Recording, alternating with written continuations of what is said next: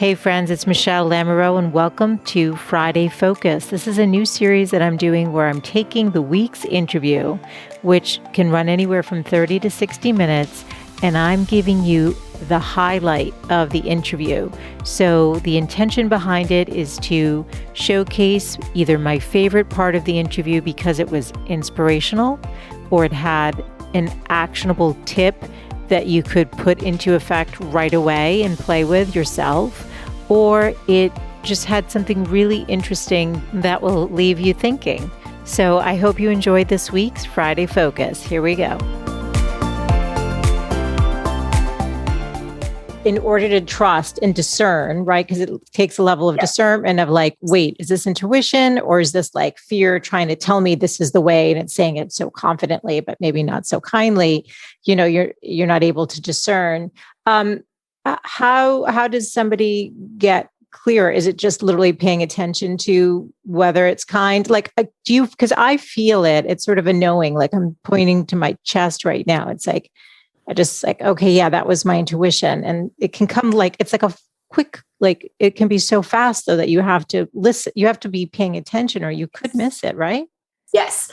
So first off, I want to acknowledge 1,000,000% people can experience their intuition in different ways. Yeah. Some people see it, some hear it, some feel it, or some it's just a knowing, or it's a combination of any of that. Now at this point, with as much work that I do, it's really a visual knowing or a visual kinesthetic, a feeling at the same time.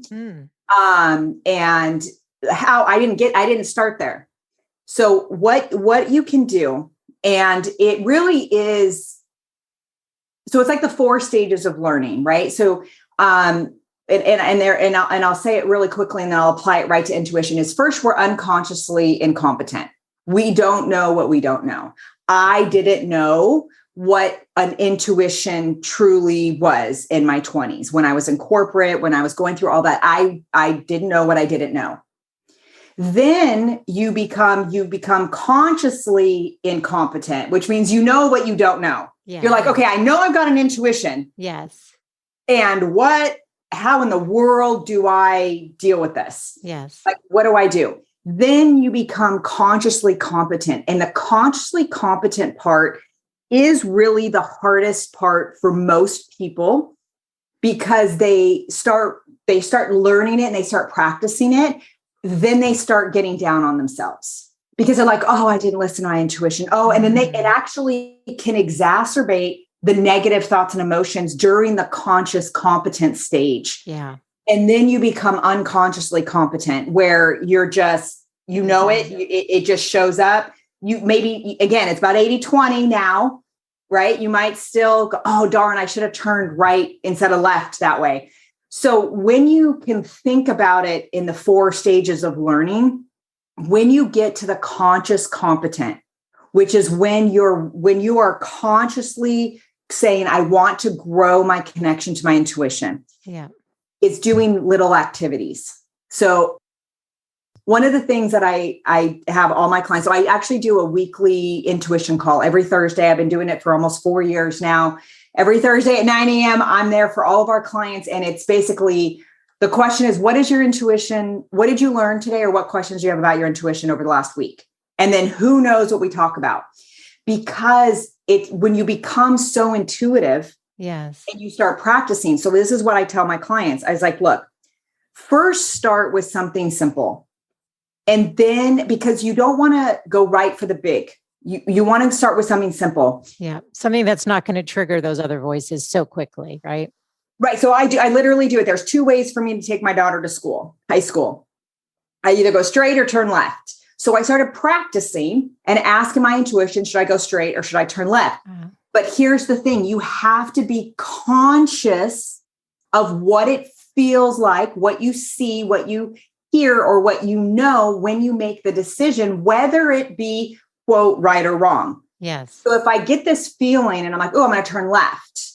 And I turn left and I realize when I get around the corner that the other line of cars is down to the other stop sign, I'm like, yes. Pay attention right then and there. Say, okay, what did I feel? What did I see? What did I feel? And you make a conscious effort. This is the piece that people don't do. Yes. You make a conscious effort to build that connection. You're like, intuition, thank you. Now, purposely don't listen to your intuition. So next time you come to the stop, you come to the turn and you go straight instead. And then you get in a long line of cars and you're like, yep, I knew because my intuition said to do that way. What did I do that I didn't follow? Yes. Oh, this. Yes. You have to do the conscious, competent part of the learning stage. You can't just be like, oh, I have an intuition now. Oh, darn it. I must suck because I don't listen to it all the time. No, no, no, no. Pay attention and then make it bigger and bigger and bigger. Yeah. And test it. Test it, test it, test it all the time. Test it. Even if you go, oh, darn, that my intuition said to go left. I went straight. Even if you went straight, you still learn from it, right? You're either learning or getting more connection. So, and then communicate with your intuition. Yes. Meditate, learn how, ask it questions. Yes. We do a whole process. It's so fun. And actually, one of the things I'd love to share with your guests is a 23-day meditation series that takes you from A to Z on how to evolve your intuition. So I'll give that as a free gift here at the end. Yeah. But that is really, you have to become consciously competent about your intuition. Yeah. So practice with it, talk to it. And then you'll start to have more, like you right now, you said you have more of a knowing and a feeling. The more you work with your intuition, you might then start seeing, like, a yes to me is butterflies. So I either see butterflies out in the world, I see them in my mind's eye, or I have butterflies in my stomach. That's a yes to me. And I've developed that over the last few years. Because I have that I will pay attention to the birds and like, just as I'm thinking about a challenge, like, or I'll say, God, give me like guidance or something, which is me trying to talk, like how to define it. Intuition is like God's reflection of us, right? Yeah. So I'll ask and I'll pay attention to that, but I actually didn't connect that to intuition as much. So that's interesting, but you actually will see a butterfly in your mind's eye because you've been doing it so long. Yeah. And I did a meditation with, and actually I think it's one of the meditations in the free gift is to get your yes, no. What is a yes? What is a no? What does it look like, feel like, sound like? How do you have a knowing?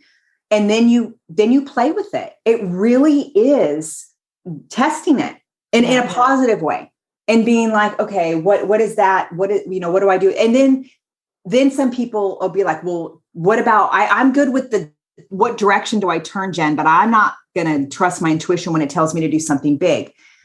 That's one of your other three voices trying to keep you where you're at. Yeah. Yeah.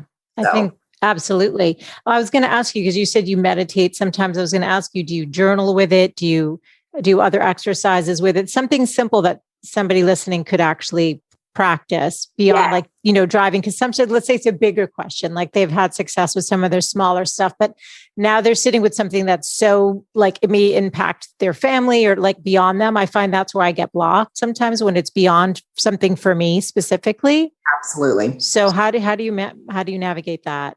So that's a great question. I was going to go right into that too. So that's brilliant. Is when you are in that conscious, competent stage where you're testing it and learning it and trusting it. Yeah. It's really about enhancing it. So yes, we are huge for meditation. Yeah. But we're very, very specific in that we don't meditate to relax. We meditate to get learnings. So all of the meditation that we do with our clients, with our programs, everything that we do, and we're building up our connection to our intuition, it's always to meditate to get learnings. So the more you and what do I mean by that? Learnings in the sense of, so let's say you do have something that you want a decision that's a little bit bigger than, what direction do I turn, which is fair enough. That's where everybody wants to go with your intuition. Right. Is if you do a meditation and you ground and connect, which to us is just really grounding into the Mother Earth energy and then connecting to your definition of source, just so you know that you're not all there by yourself. Yeah. Then you ask your intuition to come out. Hmm. However your intuition appears is perfect for you. Okay. So if your intuition is visual, if it's something that, if it's a noise, if it's a feeling, or if it's just a knowing, you're like, no, my intuition's here. Then you start asking questions. And then you ask intuition, if I was to make decision A, what are the positive thoughts and emotions that can come up? And you all want to start with you want to start with the positive. Then you say, if I make decision B, what are the positive thoughts and emotions? Okay. So now sometimes right then and there, you're going to know A, B.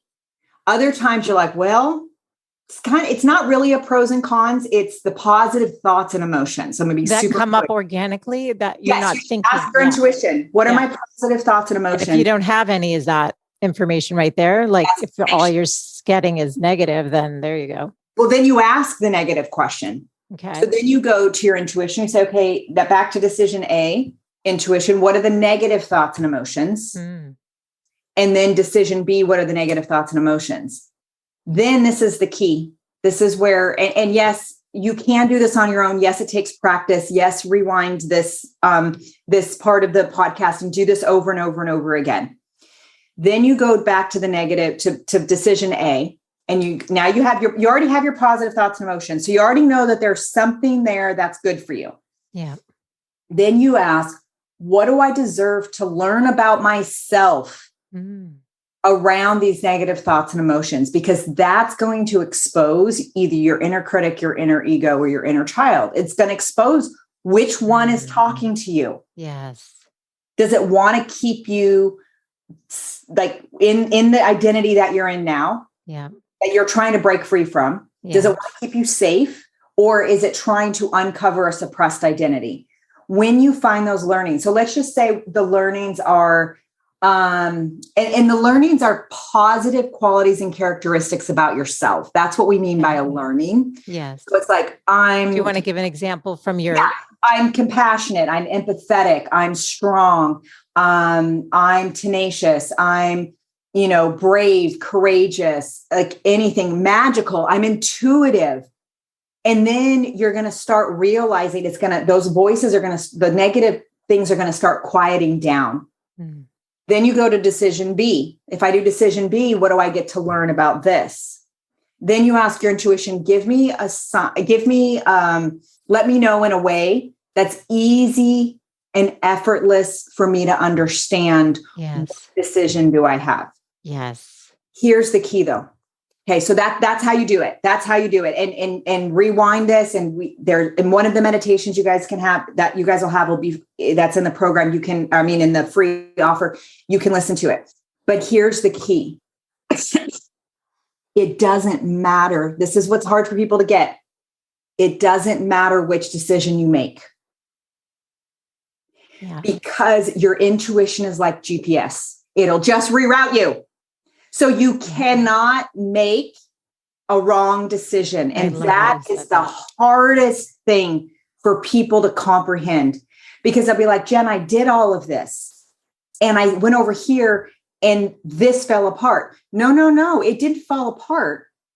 It brought you the new learnings that you deserve to learn. Your intuition will reroute it and will be like, no problem. Let's learn it this way.